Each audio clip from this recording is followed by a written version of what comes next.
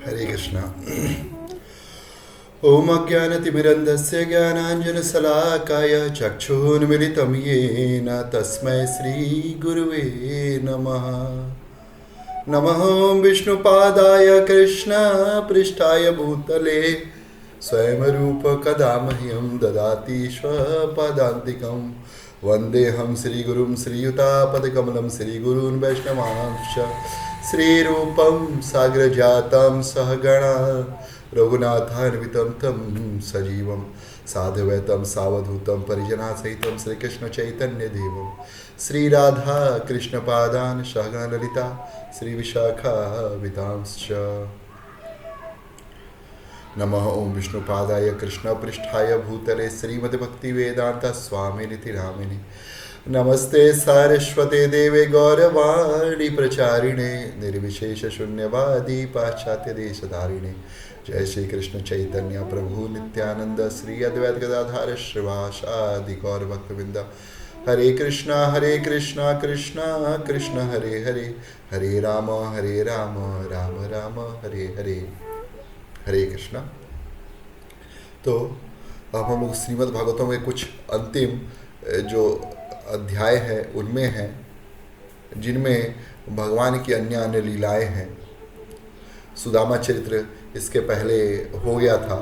सुदामा चरित्र के बाद अन्य लीलाओं के बारे में जब भगवान से परीक्षित महाराज पूछते हैं सुखदेव गोस्वामी से, तो वो बताते हैं कि भगवान जो हैं कुरुक्षेत्र में ग्रहण के समय आते हैं और वहाँ पे आकर के स्नान करते हैं, और भगवान से मिलने के लिए उनके जो परिकर हैं, जो उनके प्रिय जन हैं वृंदावन से मथुरा से, वे सब लोग भी उनसे मिलने के लिए आते हैं। और जब ये मिलने आते हैं उनसे परिकर, तो भगवान से हालचाल पूछते हैं, उनसे विनती करते हैं, प्रेम प्रलाप होता है, और उसके साथ ही साथ भगवान की अन्य अन्य लीलाएं सुनते हैं। क्योंकि भगवान यहाँ पे गोपियों से आकर के वार्तालाप कर रहे हैं। नंद बाबा आते हैं, यशोदा माँ आते हैं, गोपियाँ आ रही है, भगवान कृष्ण को देख रही हैं।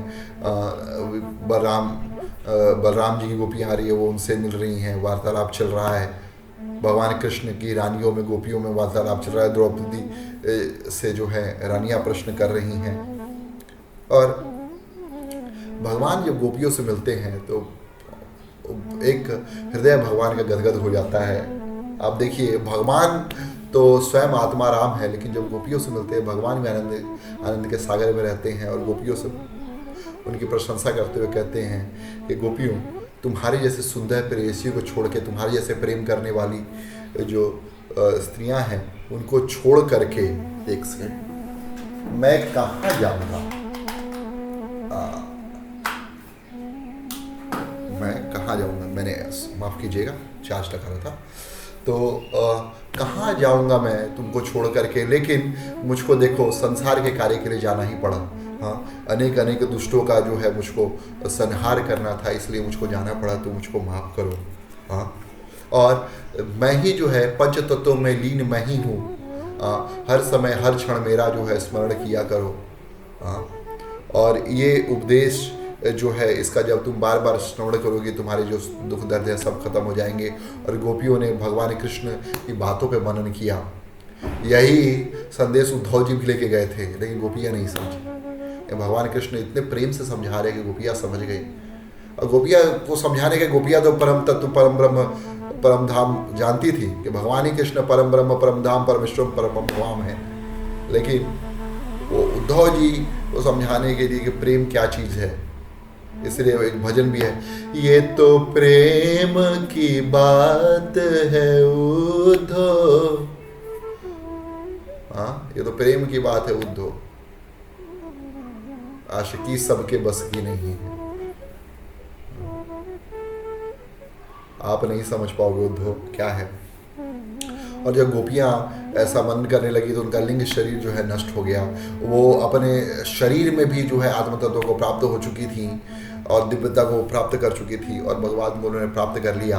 अब भगवान के अलावा और वो किसी को नहीं छोड़ के जाना चाहती थी, किसी के साथ नहीं रहना चाहती थी। और यहाँ बहुत सुंदर श्लोक है, भगवान के बारे में बोलते हैं, आहुष्यते नरिर्नाभ पदारविंदो योगेश्वर हृदय विचिन्त्य मगाध बोधर संसार कूप पतितो तरणावलंबम गेहंजुषामपि मनस्युदि याद सदानः। उनके हृदय में सदा सदा के लिए अवस्थित हो गया, ऐसा गोपियां प्रार्थना करें कि हो जाए। क्या हो जाए? नलिनाभ पदारविंदम, जिनकी नाभि कमल के समान है, उनके चरण कमल जो हैं हमारे, उन योगेश्वर के चरण कमल हमारे जो हृदय है उसमें बार बार चिंतन के रूप में आने लगे, और अगाध जो संसार जो बोध हो रहा है कि संसार पार नहीं हो सकता है, वो संसार एक कूप के समान बन जाए जिसको आसानी से व्यक्ति पार कर सके। और उस संसार कूप में जो ऑलरेडी गिरे हुए हैं उनके लिए अवलंब है, उनके लिए एकमात्र सहारा है। इसलिए भक्त लोग आते हैं, मुझे तेरा सहारा राधा रानी और कोई नहीं चाहिए। इतना सुंदर भजन गाते हैं भक्त लोग। और फिर भगवान जो हैं अपने अन्य भक्तों से मिलते हैं, अपने बाल सखाओं से मिलते हैं। इधर पांडव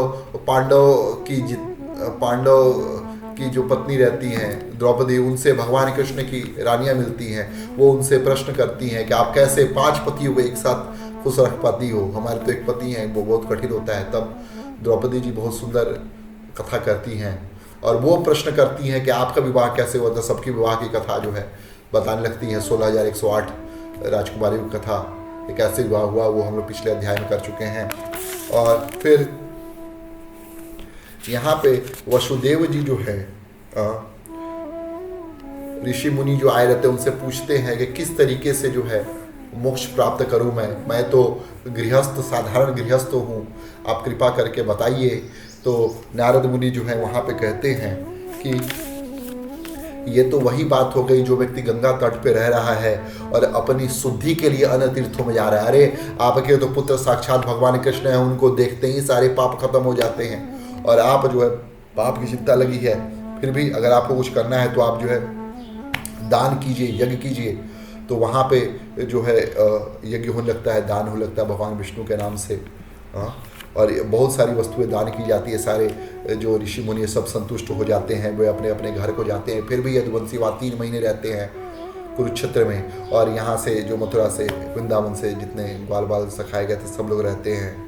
और फिर धीरे धीरे जो है वहाँ से वे लोग सब मथुरा आते हैं। लेकिन राधा रानी और गोपियाँ जो हैं वो भगवान कृष्ण का वियोग सहन नहीं कर पा रही थे। भगवान कृष्ण उनको द्वारिका में आमंत्रित करते हैं और राधा रानी और जितनी सखियाँ हैं सब द्वारिका में जाती हैं।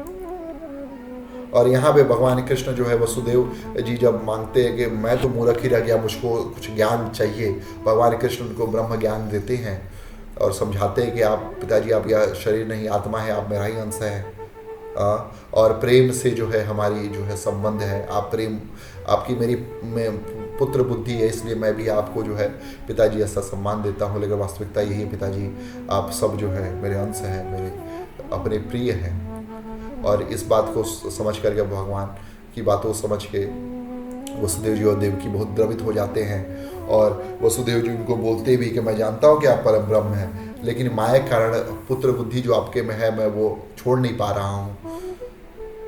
और देवकी जी कहती हैं कि मैंने सुना है कि आपने अपने गुरु के पुत्रों को जो है लेकर के आए थे, आप जो है मेरे पुत्रों को भी लेकर के आइए। तब भगवान कृष्ण जो है बलि महाराज के पास जाते हैं। बलि महाराज उन 6 पुत्रों को लेकर के आते हैं। ये 6 पुत्र ये वही हैं जब ब्रह्मा जी अपनी पुत्री के पीछे, वाघ के पीछे भागे थे तो ये हंसने लगे थे, क्योंकि ये मरीचि जो प्रजापति थे उनकी पत्नी उर्णा, उनके गर्भ से 6 पुत्र उत्पन्न हुए थे। और ब्रह्मा जी को देख के, उनके दादाजी को देख के ऐसी स्थिति बुआ के पीछे भाग रहे हैं, वो जो है हंस देते हैं और ब्रह्मा जी जो है बहुत क्रोधित होते हैं, उनको श्राप देते हैं। और उसको देते तो राक्षस योनि में उत्पन्न हो गए। तो वो हिरण्यकश्यप के रूप में उत्पन्न होते 6 पुत्रों के रूप में। और वही पुत्र जब भगवान जब उनका वध कर देते हैं, फिर वही पुत्र जो है माँ देवकी के गर्भ में उत्पन्न होते हैं और कंस जो है कि करके उनको मारता है, लेकिन वास्तविकता में वो 6 के 6 पुत्र तो असुर रहते हैं। लेकिन फिर बाद में बलि महाराज के पास भगवान लेकर जाते हैं और माँ जो है छोटे बालकों को 6 बालकों को देख करके उनके मन में जो है अगाध प्रेम आता है और उनके स्तनों से जो है दूध प्रस्फुटित होता है। माँ जो है सब 6 बालकों को स्तनपान कराती हैं और स्तनपान कराते ही बालक जो है बड़े हो जाते हैं, क्योंकि उन्होंने भगवान का उच्छिष्ट ग्रहण किया था, क्योंकि माँ ने भगवान कृष्ण को जो है स्तनपान कराया था। और इस तरीके से जो है भगवान को स्तनपान करा करके माँ जो है बच्चों को अपने स्तनपान करा के प्रसन्न होती हैं और बच्चे बड़े हो जाते हैं तो भगवान बोलते हैं माँ अब इनको जो है देवलोक में जाने दो, ये देवलोक के वासी हैं। ऐसा इनको श्राप मिला था, इस कारण इनको आना पड़ा। अब इनके 3 जन्म जो है कंप्लीट हो गए, पूरे हो गए, अब इनको जो है जाना दो। तो भगवान से आज्ञा लेकर के वो 6 उनको प्रणाम करके चले जाते हैं, उनके बड़े भाई। फिर परीक्षित महाराज प्रश्न करते हैं कि सुभद्रा जी का हरण कैसे होता है। तब सुभद्रा जी के हरण का प्रसंग जो है बहुत सुंदर प्रसंग सुनाते हैं। सुखदेव गोस्वामी के समय की बात है, अर्जुन गए थे वहाँ पर द्वारिका में और उन्होंने सुभद्रा को देखा। सुभद्रा को देख करके उनके मन में जो है जागे कि ये मेरी पत्नी होनी चाहिए। भगवान कृष्ण को भी इच्छा थी कि सुभद्रा का विवाह जो है अर्जुन से हो, लेकिन बलराम जी चाहते थे कि इनका विवाह जो है दुर्योधन के साथ हो जाए। तब अर्जुन ने एक योजना बनाई, एक ऋषि का वेश बना करके सुभद्रा के सामने गए और सुभद्रा ने भी उनको प्रणाम किया और बहुत सेवा सत्कार किया। और ऋषि देखने में भी सुंदर थे और सुभद्रा के हाव भाव से सुभद्रा का मन भी है जो उनमें लग गया। और एक समय जो है मौका पकड़ के अर्जुन ने जो है उनका हाथ पकड़ के उसको रथ पे बैठा के लेकर के भाग निकले और भगवान कृष्ण ने भी मुख सहमति दे दी। जब बलराम जी को पता चला तो अपना उन्होंने हल निकाला और मूसल निकाला कि आज मैं अर्जुन को वध कर दूंगा, मैं छोड़ूंगा नहीं। तब भगवान कृष्ण ने जो है उनको पकड़ा, समझाया कि भैया सुभद्रा भी जो है अर्जुन से प्रेम करती है, उनके मन में भी अर्जुन के प्रति भाव है, तो आप जो है ऐसा अनर्थ ना करें। तब बलराम जी मान जाते हैं और बहुत सारा धन संपदा लेकर अर्जुन को देते हैं और उनसे बहुत सुंदर तरीके से सुभद्रा महारानी का विवाह होता है। इस तरीके से बताते हैं। और फिर बाद में पहले तो बलराम जी जो है राजा जनक जी के पास जाते हैं और जनक जी के पास जाने के साथ साथ जो है वो उनकी जो है ये क्या बोलते हैं, एक सेकेंड माफी चाहूँगा। तो इस तरीके से सुभद्रा का हरण होता है। उसके बाद भगवान जो है पहले जो है बलराम जी जा चुके होते हैं राजा जनक जी के राज्य में। अब इस बार जो है भगवान जो है कृष्ण ये राजा जनक जी के जो है पास जाते हैं मिथिला में और वहाँ पे इनके जो परम भक्त एक ब्राह्मण भक्त थे भगवान के श्रुतदेव और एक जो थे राजा थे बहुलास्व, दोनों के घर जो है भगवान एक साथ ही जाते हैं और दोनों का निमंत्रण स्वीकार करते हैं। वहाँ पे एक महीने रहते हैं दोनों का और भगवान के साथ साथ ऋषि मुनि सब लोग जाते हैं, सब एक एक सेट हो जाते हैं। आधे जो पूरे हैं बहुलास्व के घर भी और श्रुतदेव दोनों घर जाते एक साथ और एक महीने रहते। दोनों को पता नहीं चलता है कि ये जो ऋषि मुनि है कौन असली है कौन नकली है, लेकिन भगवान दोनों घर में रहते हैं और इस तरीके से भगवान कृपा करते हैं। बाद में प्रश्न पूछा जाता है परीक्षित महाराज के द्वारा कि भगवान शंकर जो है वो भी तो अवघड़ दानी है, तो दान देने में श्रेष्ठ हैं, लेकिन जो है उनकी पूजा तो प्रथम होती है। किस तरीके से भगवान शंकर से जो है भगवान की कृपा भिन्न है। तब एक स्टोरी सुनाते हैं सुखदेव गोस्वामी, एक वृकासुर नामक का दैत्य था जो भगवान शंकर की तपस्या कर रहा था और तपस्या करते करते जब भगवान प्रकट न हुए तो अपना अंग काट के वो अग्नि में डालने लगा और फिर बाद में अपना गला काट के डालने लगा। तब भगवान जो है प्रकट हो गए और उसको बोला कि तुमको जो मांगना है मांग लो। तो भगवान शंकर से उन्होंने जो है ऐसा वरदान मांगा कि मैं जिसके सर पे हाथ रखूँ वो जल के भस्म हो जाए। भगवान ने उसको आशीर्वाद दिया, तब बाद उसका नाम पड़ा भस्मासुर। और वो भस्मासुर जो है वो सोच रहा था कि माँ पार्वती से विवाह मैं कर लूँ, इसलिए भगवान शंकर को भी भस्म कर दूंगा। और भगवान भागे भागे गए और भगवान विष्णु ने जो है उनकी जो है रक्षा की, एक ब्राह्मण का वेश बना करके जाके वृकासुर के बारे में बोला, अरे शंकर जी तो हमेशा चीलम चढ़ाए रहते, भांग खाए रहते हैं, उनके तपस्या में, उनके वरदान में अब बल नहीं रहा, अगर तुमको नहीं पता है तो स्वयं अपने सर पे हाथ रख के देखो, पता चल जाएगा तुमको। तो जैसे वृकासुर अपने सर पे हाथ रखता है, जल के भस्म हो जाता है। इस तरह से भगवान बचाते हैं। एक और पास्ट टाइम बताते हैं कि भृगु जब परीक्षा लेने के लिए जाते हैं कि कौन श्रेष्ठ है ब्रह्मा विष्णु महेश में से, तो जब ब्रह्मा जी के पास जाते हैं तो ब्रह्मा जी को प्रणाम नहीं करते, वो चुपचाप वहाँ जाकर खड़े हो जाते हैं। ब्रह्मा जी के मन में क्रोध आ जाता है कि मेरे पुत्र होते हुए भृगु मुझको प्रणाम नहीं कर रहे हैं, और भृगु जी समझ जाते हैं कि ब्रह्मा जी क्रोधित हो गए हैं। फिर वो शंकर जी के पास जाते हैं, शंकर जी को खूब बुरा भला बोलते हैं। शंकर जी तो देखते हैं कि मेरा भाई आए हैं, वो गले लगाने जाते हैं, लेकिन भृगु जी जो है खूब बुरा भला बोलते कि तुम भस्म नमा करके शमशान घाट में रहते हो अड़भंगी जैसा, और खूब बुरा बोलते हैं। माँ पार्वती भी क्रोधित हो रही हैं, और लेकिन शंकर जी तो त्रिशूल से मारने चलते हैं, लेकिन माँ पार्वती पकड़ लेती है, बोलती है कि अब जाने दीजिए, ये तो आपके भाई हैं, अब ब्राह्मण हैं और ये बोल रहे हैं, इनकी बात को छोड़ दिए। तब भगवान शंकर शांत हो जाते हैं। भगवान जो है जो ऋषि भृगु महर्षि हैं वो समझ जाते हैं कि नहीं, भगवान शंकर भी सुप्रीम नहीं है। तब वो जाते हैं वैकुंठ लोक में, और वहाँ जाकर के भगवान के 7 द्वारों में से सीधे जाके प्रवेश कर जाते हैं, क्योंकि ब्राह्मणों को कोई रोक नहीं सकता भगवान के धाम में। और सीधे उनके अंतःस्थल में जहाँ ये माँ लक्ष्मी जो है एकदम पर्सनल सेवा कर रही है, भगवान की चरण दबा रही है, वहाँ जा करके भगवान के छाती पे एक लात मारते हैं, और भगवान की तंद्रा जो है टूटती है। भगवान मुस्कुराते हैं, बोलते हैं कि हे ब्राह्मण श्रेष्ठ, आपके चरण लाइए दीजिए, मैं दबा दूँ, कहीं आपको कोई कष्ट तो नहीं हुआ, मेरी छाती बहुत कठोर है, आपके चरण बहुत सुकोमल हैं। और भृगु ऋषि महर्षि समझ जाते हैं कि यही जो है भगवान वास्तविकता में सर्वश्रेष्ठ है, उनको प्रणाम करते हैं, जाते हैं सारे ऋषियों के बीच में बताते हैं कि भगवान विष्णु जो है सर्वश्रेष्ठ है। इस तरीके से भगवान की लीला होती है। और एक और कथा आती है कि एक बार राज्य में भगवान का, ये ब्राह्मण का एक पुत्र था, वो बार बार मर जा रहा था। तो ब्राह्मण ने बोला आकर के कृष्ण के पास कि आप जो राजा है वही पापी, इसके चलते जो है मेरा पुत्र जो है मर रहा है बार बार। भगवान कृष्ण ने कुछ नहीं बोला, लेकिन अर्जुन ने बोला कि ठीक है, तुम्हारे पुत्र की रक्षा मैं करूंगा, यमराज भी आ जाए तो कुछ नहीं कर सकते। और अर्जुन ने जो है कुटिया बनाई, चारों तरफ से तीर से अभेद्य कुटिया, और उसमें बोला कि ठीक है, तो अब ब्राह्मणी को इसी में गर्भ कर दे दो, और मैं जो है तलवार और ये धनुष और तीर ले खड़ा रहूँगा, जो कोई आता है मैं उसको वध कर दूंगा। और वहाँ पे हुआ वही बाद में, लेकिन जब अर्जुन ने बोला था कि अगर मैं नहीं बचा पाया तो मैं आहुति दे दूंगा, शाम को जो है मैं जल के भस्म हो जाऊंगा, तो ऐसा बोलते हैं। और भगवान कृष्ण से भी ना बोले उन्होंने ये काम किया था, कृष्ण से पूछा भी नहीं, और वो खड़े हो जाते हैं लेकिन बचा नहीं पाते। अब जो है वो चिता बनाते हैं अपने लिए, लेकिन भगवान कृष्ण बोलते हैं ठीक है, तुम चिंता मत करो अर्जुन, चलो मेरे साथ। और भगवान अपने रथ पे सवार होते हैं और जाते हैं, पूरा ब्रह्मांड छोड़ते चीरते हुए, जो है अनंत कोटि ब्रह्मांड चीरते हुए जाते हैं।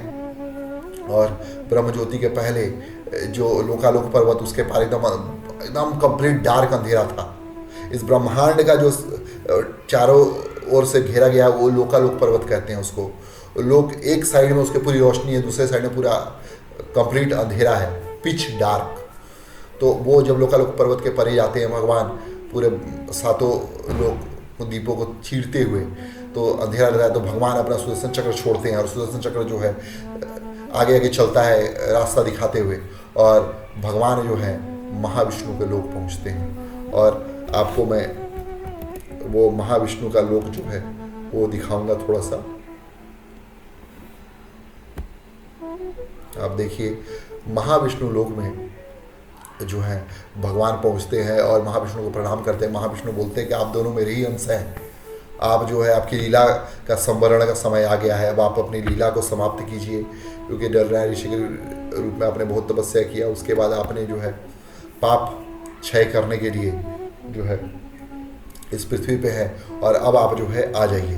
तब भगवान जो है चले जाते हैं वहाँ से, ब्राह्मण के संग को लेकर के, पुत्र को लेकर के, और पुत्रों को दे करके भगवान जो है उसको समर्पित कर देते हैं। और तब भगवान जो है अपनी लीलाओं को समाप्त करने के बारे में सोचने लगते हैं कि हमको किसी तरीके से ये लीला समाप्त करनी है। और इनके मन में एक आइडिया आता है। कुछ समय के लिए वो द्वारिका से जब बाहर गए रहते हैं तो उस समय कुछ ऋषि मुनि आते हैं वसुदेव जी के पास, और वसुदेव जी से जो है वो हाल चाल लेने के लिए आए रहते हैं। लेकिन उस समय कुछ जो भगवान कृष्ण के पुत्र रहते हैं, सांब को एक बहुत सुंदर सी जो है लड़की बना करके उसका पेट जो है तकिया उसके नीचे लगा करके रख देते हैं, और उनको हंसी मजाक सूझता है। वो आते हैं ये ऋषि मुनि के साथ मजाक करने के लिए कि आप तो त्रिकालज्ञ है, सब कुछ जानने वाले हैं, आप बताइए कि ये स्त्री इसके गर्भ में जो है वो पुत्र है कि पुत्री है।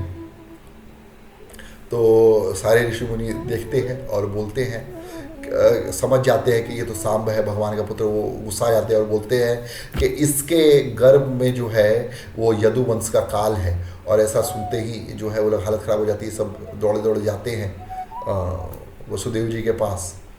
और अग्रसेन जो उनके नाना रहते हैं वो देखते हैं पेट से जो है लोहा का बॉल निकलता है। तो उनको लगता है कि ऋषि मुनि का श्राप तो विफल नहीं जाएगा, तो वो उसको पूछ करके जो है उसको समुद्र के अंदर बहा देते हैं। और वो जो चूड़ा है वो बहते बहते जो है प्रभास क्षेत्र, जहाँ सोमनाथ मंदिर है भगवान शंकर का, उसी के बाद प्रभास क्षेत्र है, वहाँ से 10-12 किलोमीटर दूर, वहाँ पे जा कर के वो जगह जो है आच्छादित हो जाती है समुद्र के किनारे। और वहाँ पे बड़े बड़े सरकंडे टाइप के बन जाते, खूब मोटे मोटे से हैवी लोहे टाइप के। और भगवान से यह बात जो है बताई नहीं जाती, नहीं तो भगवान जरूर उपाय करते। और इस तरीके से जो है वसुदेव को जो है तकलीफ़ होती है कि हाय हमने क्या किया, लेकिन फिर भी वो संतुष्ट रहते हैं। और बाद में फिर जो है नारद मुनि से मिलते हैं। ये सब जो है भगवान लीला कर रहे हैं कि किस तरीके से जो है संसार से अपना लीला का संवरण किया जाए, अपनी लीला को समाप्त किया जाए। और वसुदेव जी नारद मुनि से प्रश्न करते हैं जीव का आत्म कल्याण कैसे होगा। तो नारद मुनि जो है बताते हैं कि आपने जो प्रश्न किया है यही प्रश्न 9 योगेंद्रों से निमि महाराज ने किया था। जो जनकपुर के राजा थे निमि महाराज, उन्होंने प्रश्न किया था, क्योंकि वशिष्ठ ऋषि जो है देवताओं को यज्ञ कराने के लिए गए थे, उनके यज्ञ पुरोहित थे, लेकिन वो आए नहीं। तो उन्होंने 9 योगेंद्रों को बुला करके यज्ञ करवाया और उनसे जो पूछा कि आप सबसे बड़ा जो वास्तविक हमारा उपकार कैसे हो सकता है, तो उन्होंने बताया 9 योगेंद्रों में से निमि महाराज को कि आप जो है भागवत धर्म का निरूपण कीजिए, भागवत धर्म का पालन कीजिए, और उससे जो है आपको अभय भी प्रदान होगी। तो उन्होंने पूछा फिर भागवत धर्म जो पालन करते हैं उनके क्या क्या क्वालिटीज़ होती हैं। तो उन्होंने बताया कि 3 क्वालिटीज़ होती हैं, 3 लेवल पे जो होती है, कनिष्ठ, मध्यम और उत्तम अधिकारी।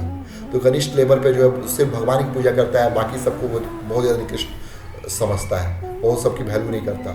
मध्यम अधिकारी जो है वो जानता है कि कैसे प्रचार करना है, कैसे प्रसार करना है, खुद भी भागवत धर्म का पालन करता है, दूसरों को भी करवाता है, और बहुत ही जो है फिक्स रहता है भक्ति में, वो छोड़ता नहीं भक्ति को। कनिष्ठ अधिकारी ऐसा नहीं, कनिष्ठ भी छोड़ भी सकता है, आ भी सकता है, आते रहता है। और उत्तम अधिकारी ऐसे लोग जो हैं वो हर समय भगवान की भक्ति में लगे रहते हैं, उनको और कोई जो है काम ही नहीं रहता, हमेशा भगवान के सतत कीर्तन में लगे रहेंगे, भगवान के नाम का जाप, भगवान के नाम का कीर्तन सब करते रहेंगे। तो इस तरह से उत्तम अधिकारी के बारे में बताते हैं। फिर बताते हैं कि माया का स्वभाव कैसा है और क्या माया क्या करती है। तो माया का स्वभाव के बारे में बताते हैं कि माया के 2 कार्य हैं। माया जो है इस संसार में पर्दा डाल के रखती है, जो वास्तविकता में माया का मतलब होता है जो नहीं है। तो हमको वास्तविकता में हम आत्मा है, लेकिन माया जो है 7 आवरणों को दे करके रखी है इस शरीर में। मांस, मेद, मज्जा, अस्थि, रुधिर, वीर,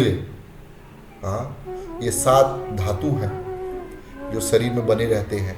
और माया जो है इनके आवरणों को, इन आवरणों के द्वारा हमको ढक के रखती है। और माया के चलते जो है इधर से उधर जीव जो है घूमते रहता है। और एक बहुत सुंदर श्लोक आता है चंदन चेतामित में, जीवेर लाल साइति उति धाये कृष्णोदर परायण जीव कृष्ण नहीं पाए। जीव की लालसा के लिए जो जीव है इधर से उधर घूमते रहता है जिह्वा की लालसा के लिए, और कृष्ण और उधर के परायण होकर के वो भगवान कृष्ण की प्राप्ति नहीं कर पाता। और माया से कैसे ओवरकम करना है, तब बोलते हैं तस्मात गुरु प्रपद्येत, कि गुरु को पास आप जो है उनको सरेंडर करिए, उनको समर्पण हो जाइए और भक्ति कीजिए। हाँ, और भक्ति में एक तो रागानुगा भक्ति होती है, जो भगवान के प्रति एकदम प्रेम और राग अपना बढ़ते रहता है, हर समय भगवान के प्रति इतना प्रेम रहता है कि उस प्रेम से हम लोग भक्ति करते हैं। दूसरा जो है भगवान जो है भगवान की भक्ति जो होती है वैदिक साधना भक्ति होती है, विधि विधान का पालन करना पड़ता है। धीरे धीरे विधि विधान का पालन करते करते हम लोग रागानुगा भक्ति में आ जाते हैं। प्रभुपाद जी कहते थे कि अगर कोई व्यक्ति को इच्छा नहीं हो रही भगवान को प्रणाम करे तो उसको जबरदस्ती प्रणाम करना चाहिए। धीरे प्रणाम करते करते करते जो है उसके मन में आने लगेगा हमको प्रणाम करना चाहिए। तो इस तरीके से जो है होती है। और उसके बाद पूछते कि भगवान नारायण का क्या स्वरूप है, तो 3 स्वरूप बताया जाता है, परमात्मा का स्वरूप, ब्रह्म का स्वरूप और भगवान का स्वरूप। तो ब्रह्म का स्वरूप जो है, ब्रह्म ज्योति जो है, प्रकाश निकला है भगवान से, इससे ब्रह्म स्वरूप है। परमात्मा जो सबके हृदय में स्थित है, ईश्वर सर्वभूता नाम हृदय देशे अर्जुन तिष्ठति, परमात्मा का स्वरूप है। और भगवान का स्वरूप जो भगवान अपने श्याम सुंदर विग्रह स्वरूप में है, यह भगवान का स्वरूप है, जो पूर्ण ऐश्वर्यशाली स्वरूप है। भगवान को हम जो देख सकते हैं, इतना सुंदर मेघल कोमल श्यामा, इतना सुंदर स्वरूप है भगवान का। और कर्मयोग के बारे में बताना चाहिए, तो कर्मयोग के बारे में भगवान ये जो ऋषि मुनि बताते हैं कि सारे कर्म जो है भगवान के भक्ति को लेके जाना चाहिए। ऐसा कोई कर्म जो भगवान से प्रेम नहीं लेना पा रहा है उस कर्म को नहीं करना चाहिए। तो कर्म योग ये है, वो कोई भी कर्म जो हमको भगवान से जोड़ता है। और कर्म योग में हमको सबसे अच्छा है कि गुरु महाराज जो बोल रहे हैं उनके आदेश का पालन और भगवान के अर्च विग्रह का सेवन करना चाहिए। और भगवान के अनेक अनेक अवतारों के बारे में पूछते हैं, तो यही अवतार जो श्रीमद् भागवतम का 10वें स्कंदों में 12वें स्कंद में भगवान के अन्य अवतार अवतार जो हैं वो उनकी चर्चा हुई है, उनके बारे में चर्चा करते हैं। फिर जो है जो अभक्त लोग हैं उनकी स्थिति क्या होगी, तो इस पर जो है नवयुगंधर बताते हैं कि ऐसे लोग जो है मूर्ख होते हैं, अव्यक्ता ही गतिर दुखम, ऐसे लोग गति जो है दुख होती है, उनको दुख की प्राप्ति होती है। संसार में बार बार जो है आना पड़ता है, दुख झेलना पड़ता है, अन्य अन्य योनियों में उनको जो है भ्रमण करना पड़ता है। और लास्ट में जो है अलग अलग अवतारों के बारे में पूछते हैं कि अलग अवतार कौन कौन अवतार आते हैं। तो उसमें नवयुगंधर बोलते हैं कि जो है कभी भगवान लाल रक्त वर्ण में आते हैं, कई भगवान जो है हरित ग्रीन रंग में आते हैं जैसे भगवान राम त्रेता युग में है, कई भगवान श्याम वर्ण में आते हैं जैसे भगवान कृष्ण मेघर कोमल श्याम जो है, और कई भगवान जो है सुनहरे गोल्डन फॉर्म में आते हैं। और जैसे भगवान चैतन्य महाप्रभु इस कलयुग में जो है नाम संकीर्तन फैलाने के लिए आते हैं। और भगवान चैतन्य महाप्रभु के बारे में प्रेडिक्शन भी है यहाँ पे कि नाम संकीर्तन फैलाने के लिए यजंती ही सुमेधसा, जो लोग बहुत सुंदर मेधा के, बहुत असाधारण मेधा के, टॉप क्लास मेधा के लोग हैं, बुद्धि के लोग हैं, वो उनके द्वारा जो है नाम संकीर्तन फैलाने के लिए जब भगवान चैतन्य महाप्रभु अवतार लेकर के आएंगे तो वो उनकी जो है पूजा करेंगे। इस तरीके से भगवान के बारे में जो है बताते हैं। और फिर इसके बाद जो है नवयुगंधरों कथा के बाद जो सारे देवी देवता हैं और भगवान शंकर ब्रह्मा सारे देवता सब मिलकर भगवान कृष्ण के पास आते हैं कि अब आपकी लीला का संवरण का समय आ गया है, अब आप समाप्त कीजिए। तो भगवान मुस्कुराते हैं, बोलते हैं ठीक है मैं बिल्कुल जाऊंगा, लेकिन अभी कुछ काम है वो बाकी कर लूँ मैं।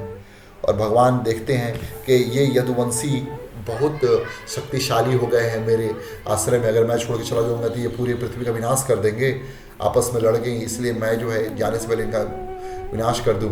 लेकिन उसके पहले उद्धव जी को बुला करके भगवान कृष्ण बहुत सुंदर वचन देते हैं और उस को जो है पूरा उद्धव गीता है, उस उद्धव गीता के लिए हम लोग पूरा एक अलग से जो है पूरा वीडियो बनाएंगे जिसमें भगवान क्या क्या लीलाएं जो है किन किन लीलाओं के बारे में बात करते हैं, वो सारी लीलाएं जो है उनका श्रवण करेंगे हम लोग। उसके बारे में भी हम लोग चर्चा करेंगे। लेकिन यहाँ पे भगवान कृष्ण बोलते हैं कि उद्धव आपको जो है बद्रिका आश्रम जाना पड़ेगा मुझको छोड़ करके, लेकिन भगवान को छोड़ करके एक क्षण भी नहीं रहना चाहते थे उद्धव जी। उनके पाँव पड़ जाते हैं, भगवान आप हमको छोड़ के मत जाइए, आप हमको लेके जाइए। लेकिन भगवान बोलते उद्धव नहीं, आपको कार्य करना पड़ेगा, ये मेरा ही कार्य है और आप मेरा उद्देश्य मानो, आप कार्य करो और आप जो है मेरे से कभी भी वियोग जो है आप अनुभव नहीं करोगे। फिर बाद में उनको जो है उद्धव गीता का उपदेश देते हैं। जैसे भगवान जो है अर्जुन जब डिस्ट्रेस में होते हैं, दुख होते हैं, तो उस समय जो है भगवान उनको भगवत गीता का उपदेश देते हैं। उसी तरह से उद्धव जी को जो गीता का उपदेश उन्होंने दिया है वो गीता का उपदेश जो है भगवान यहाँ पे देते हैं। और सबसे पहला प्रश्न जब करते हैं उद्धव जी कि किस तरीके से भगवान हमको जो है वैराग्य डेवलप करना है और समबुद्धि डेवलप करनी है, तब वो 24 गुरुओं की कथा सुनाते हैं भगवान। और वहाँ पे जो है वो बहुत सुंदर यदु महाराज के प्रसंग को बताते हैं। और वहाँ पे ये कहते हैं भगवान कि एक समय की बात है, यदु महाराज जो है जंगल में तपस्या करने गए और वहाँ पे उन्होंने देखा कि एक अवधूत है, वो वहाँ लेटे हुए हैं पत्थर के ऊपर और बहुत ही आनंद मग्न हैं। हाँ, और उन अवधूत को जब भगवान ये अपने यदु जी देखते हैं और उनसे वार्तालाप करने की कोशिश करते हैं, तो उनको पता चल जाता है कि ये बहुत बड़े जो है सन्यासी हैं। और वास्तविकता में वो सन्यासी जो थे भगवान दत्तात्रेय थे। वो तो वहाँ उपदेश देने के लिए यदु महाराज को आए थे, क्योंकि यदु महाराज के वंश में ही जो है भगवान कृष्ण आने वाले थे। और भगवान कृष्ण जो है अपने ही जो है वंश में पहले अपने पूर्वज जो आए थे उनकी कथा, यदु महाराज की कथा बहुत सुंदर तरीके से सुनाते हैं। और वो बोलते हैं यदु महाराज कि आप जो है इतने आनंद के साथ लेटे हुए हैं, ना आपको कुछ करना है, ना आपके लिए कोई कार्य है, आप किस तरीके से आपके मन में जो है वैराग्य की भावना है, आप बताइए इसको। तब बहुत सुंदर महाराज बताते हैं, जो दत्तात्रेय भगवान रहते हैं ऋषि के सन्यासी के वेश में, वो कहते हैं कि मेरे जो हैं यदु 24 गुरु हैं, इन 24 गुरुओं से मैंने सीखा है। और उन गुरुओं से जो मैंने सीखा है वही मैं आज तुमको बताऊंगा। वो पहला जो गुरु है, वो गुरु जो है मेरी पृथ्वी है। हाँ, और पृथ्वी से मैंने धैर्य सीखा है कि किस समय अगर कोई हमारे ऊपर हल भी चला रहा, कोई हमारे ऊपर ड्रिल भी करके तेल निकाल रहा, तो हमको धैर्यवान रहना चाहिए, क्षमा करना चाहिए और परोपकार करना चाहिए। क्योंकि धरती जो है माँ है, अपने बेटों के लिए परोपकार करती हैं, सहती है सब कुछ। और वायु से हमको सीखना चाहिए, जो प्राण वायु है हमारे जीवन निर्वाह के लिए जो है जितना भोजन चाहिए हमको उतना ही लेना चाहिए। आपकी जितनी क्षमता है आप उतना ही सांस ले सकते हो, जितना क्षण रखना उतना ही रखोगे, उसके बाद जो है आपको वो हवा जो है बाहर करनी ही होती है, प्रकृति को देना ही होता है। हाँ, और दूसरे का वायु जो है दूसरे का गुण दोष नहीं देखती है। वायु हर किसी के लिए बहती है, हर तरफ बहती है, वो दोष नहीं देखती। तीसरा है जो आकाश, आकाश में बादल छाते हैं लेकिन आकाश निर्लिप्त जो है रहता है, कभी उसमें लिप्त नहीं होता हमेशा। और आत्मा उसी तरह प्रकार जो है आत्मा है हमारी, उसका कभी संसार से संपर्क नहीं होता। वास्तविकता में जो संपर्क हमको दिखता है वो मन के कारण दिखता है। मन एवं मनुष्यानाम कारणम बंध मोक्षणम, मन ही जो है कारण है बंधन का और मोक्ष का। और फिर जो है जल, जल से हम सीखते हैं कि स्वभाव जो है शुद्धता है जल का। हाँ, शुद्धता और अविरल भाव से बहते रहना है। स्निग्धता है जल में। आप गंगा जी का पानी पी के देखिए कितनी स्निग्ध पानी है, कितना ठंडापन है। उसी तरीके से गंगा जी के वाणी के समान हमको भी मधुर होना चाहिए, मधुर भाषी होना चाहिए। और लोक पावनी गंगा जैसे होती है, हमको भी अपने वाणी से जो है लोक पावन करना चाहिए। और पांचवा जो है अग्नि, अग्नि जो है, जो भी हमको मिलता है उसका हमको भोग करना चाहिए, संग्रह नहीं करना चाहिए। अग्नि में आप कुछ भी डालो उसका जो है वो ये करती है, और कोई भी गला कुछ भी डाल रहे हो सब जो भी कर रही है। इसी तरह हमको दोष बुद्धि नहीं करना चाहिए। जो भोजन हमको जिस समय जिस स्थिति में प्राप्त हो रहा है भगवान की कृपा से वो भोजन ग्रहण करना चाहिए, उसमें दोषारोपण नहीं करना चाहिए। उसी तरीके से जो छठा है चंद्रमा, इसमें घटती बढ़ती लगती रहती है। जब प्रथम प्रतिपदा से लेकर अमावस्या तक जो है चंद्रमा घटते रहता है, और फिर प्रतिपदा से पूर्णिमा तक बढ़ते रहता है। चंद्रमा का शरीर भी वही है। तो इस तरीके से ये दिखाता है कि शरीर भी जो है नासवान है, ना एक शरीर से दूसरे शरीर आत्मा जाती रहती है। लेकिन इतना करने के बाद भी जो धीर पुरुष होते हैं वो मोहित नहीं होते। फिर सूर्य, भगवान सूर्यदेव से सीखते हैं कि जल जो है सूर्यदेव पृथ्वी से ही लेते हैं, फिर बाद में वर्षा काल में फिर उनको जल के रूप में जो है वर्षा के रूप में दोबारा दे देते हैं। इसी तरह साधकों को विषयों से आसक्ति जो है नहीं होनी चाहिए। जो विषय है जितनी ज़रूरत है उतना लिया, फिर जो है उनको रिटर्न कर दिया। साधु सन्यासी जो दान ग्रहण करते हैं वो जनता से ही लिया, जनता के लिए भंडारे में लगा देते हैं, मंदिर सुंदर सुंदर बनाने में लगा देते हैं।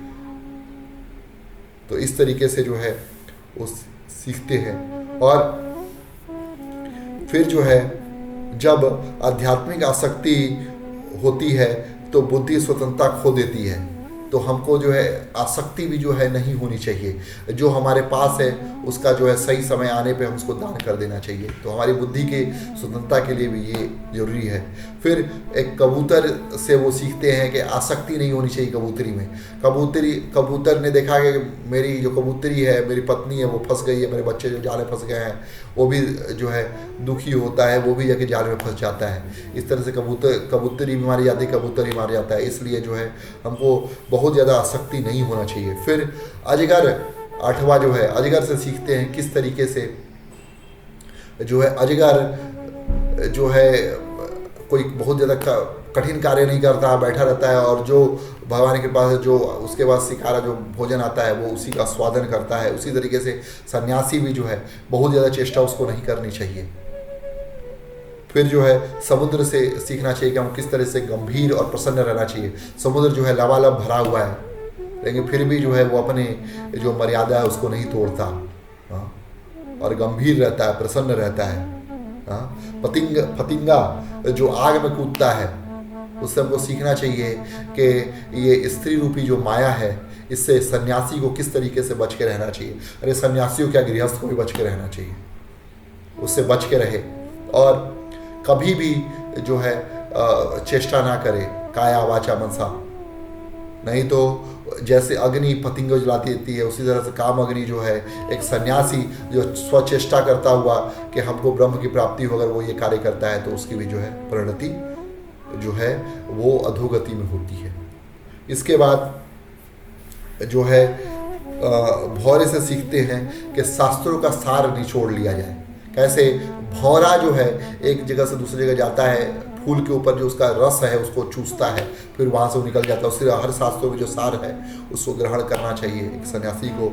और फिर मधुमक्खी से सीखते हैं कि ज़्यादा संग्रह ना करें।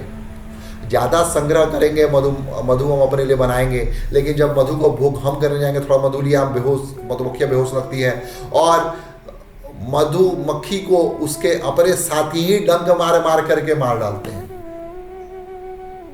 मधुमक्खी जो है स्वयं जो है वो बना रही है, लेकिन थोड़ा सा अगर उसमें हिस्सा अगर उसने मांग दिया उसका खेल खत्म।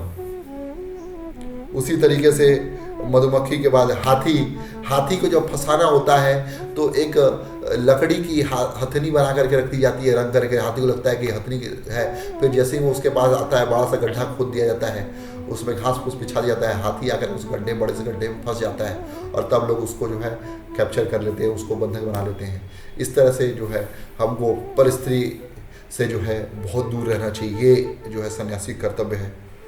और स्त्री को भोग के रूप में स्वीकार नहीं करना चाहिए, हाथी से हमको ये भी सीखना चाहिए।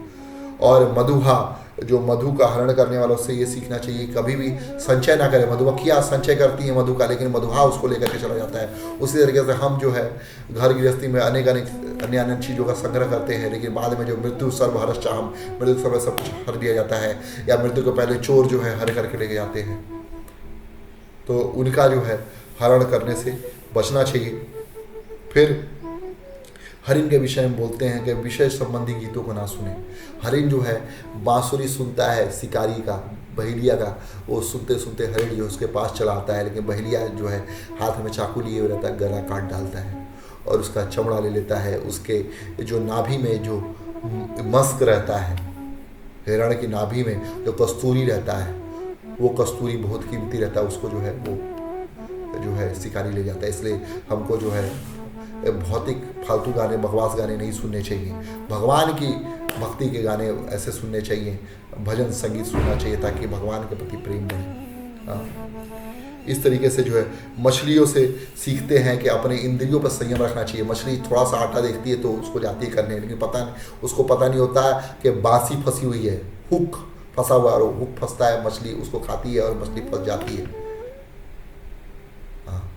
और इंद्रिय भी हमारी जो है ऐसी ही हैं, बलवान इंद्रिय ग्रामो प्रकृति स्थान कर्षति, कर्षण करती हैं, खींचती हैं प्रकृति की इंद्रिय जो होती है, और जीव को जो है संसारिक के जन्म मृत्यु के चक्कर में फंसा करके रखती हैं। फिर पिंगला नामक वैश्य की कथा सुनाते हैं कि पिंगला नामक वैश्य जो थी, दिन भर जो है अपने ग्राहक का इंतजार करती है, लेकिन ग्राहक नहीं आता है। रात में भी ग्राहक जो है इंतजार करती है, लेकिन ग्राहक नहीं आता। फिर वो बहुत दुखी होकर के सोचती है कि भगवान ही सबके पति हैं, भगवान ही सबको रक्षा करते हैं, मैं भी अब आज से जो है ये त्याग करती हूँ, भगवान के ऊपर आश्रित हो जाऊंगी। क्योंकि आशा ही परमम दुखम नैराश्यम परमम सुखम, आशा ही परमम दुखम नैराश्यम परमम सुखम। और बहुत सुंदर सुंदर श्लोक पिंगला गाती है। फिर और एक गाती है कि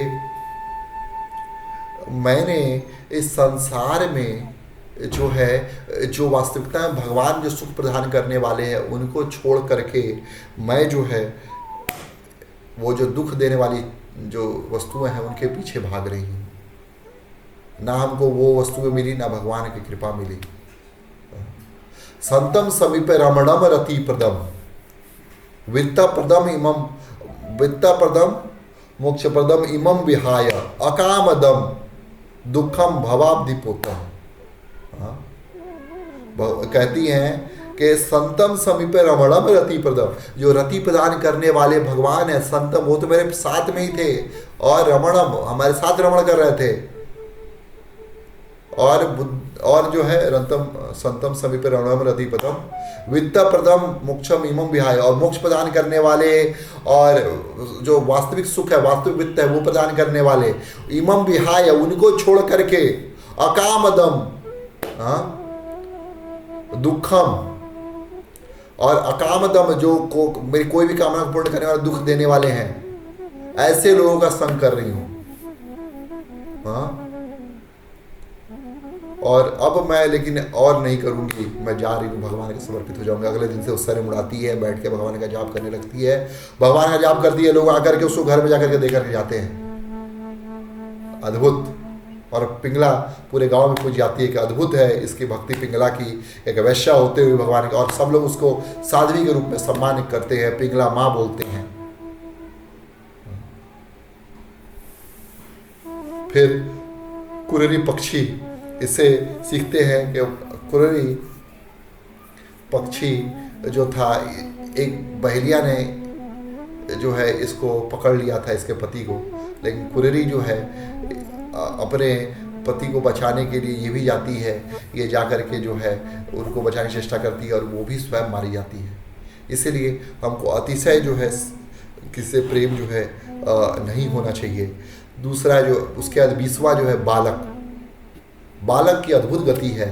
बालक जो है एकदम आनंद में रहता है, बालक कभी भी चिंता नहीं करता। उसी तरह से एक सन्यासी को भी चिंता रहना चाहिए मान सम्मान का, उसको जो है बिल्कुल भी कोई उसका जो है उनके मन में कोई भी विचार नहीं होने चाहिए मान सम्मान का।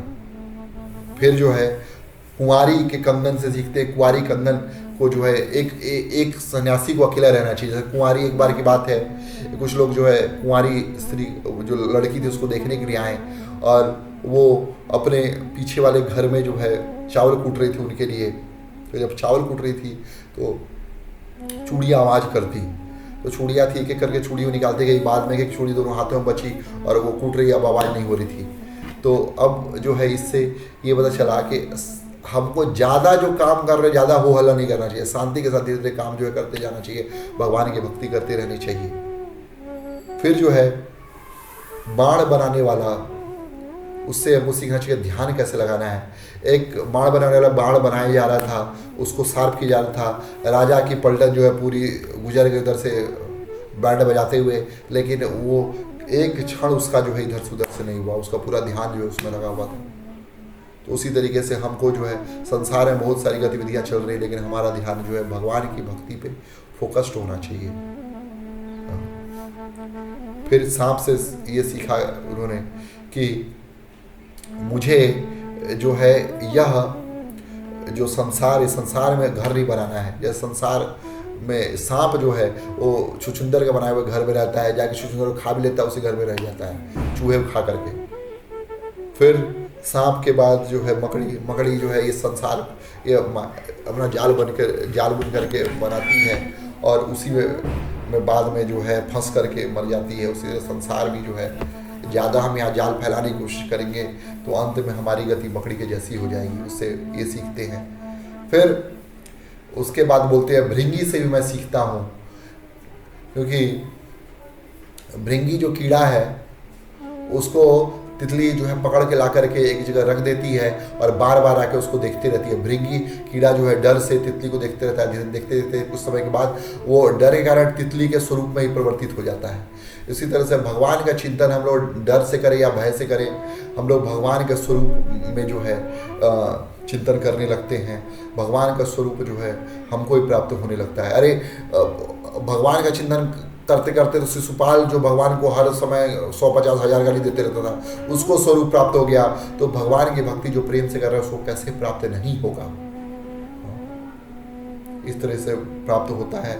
फिर लास्ट में बोलते हैं कि यह शरीर भी हमारा गुरु है।